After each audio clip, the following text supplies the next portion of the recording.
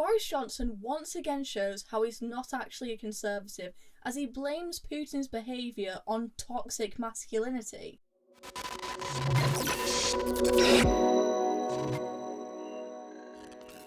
Language is important, especially the language of those who run the country, as it shows what they value and what they think the country values. So why is Boris Johnson using the language of the left?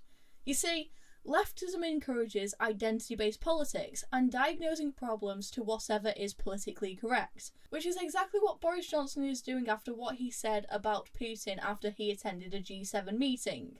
Let's watch the video. You need more women in positions of power. If Putin was a woman, which he obviously isn't, but if he were, I really don't think he would have embarked on a crazy macho war of invasion and violence in the way that he has. The only conservative thing that Boris Johnson said in that video is that Putin isn't a woman, and he knows that. However, this is the bare minimum.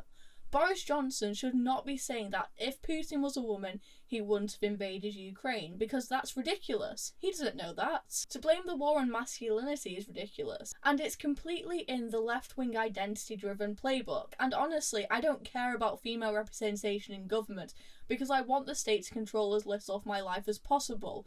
It doesn't matter if we have female representation, because I want them to represent such a small aspects of my life as possible. Leave it up to the free market.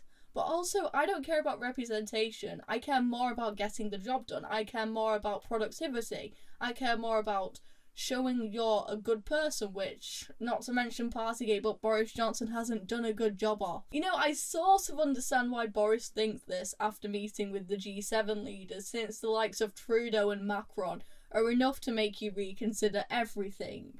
However, Nikki Sturgeon and Angela Merkel are equally as bad. Just because it's a female leader doesn't mean there'll be another Thatcher. If you want a perfect example of toxic masculinity, it's what he's doing in Ukraine. Again, why are we using the language of the left? The use of the term toxic masculinity should be limited to BuzzFeed articles, not from the mouth of the Prime Minister.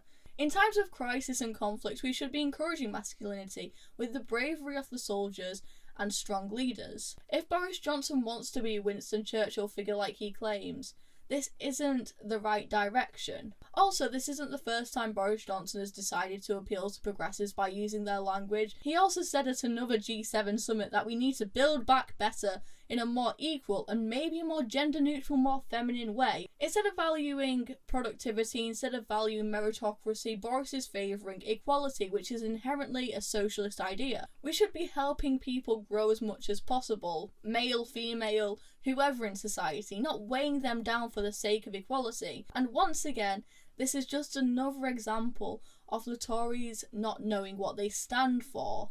Make the Conservative Party conservative again. I'm Jess Gill and this is Reason. If you enjoyed this video, please consider liking, subscribing. Let me know what you think in the comment section.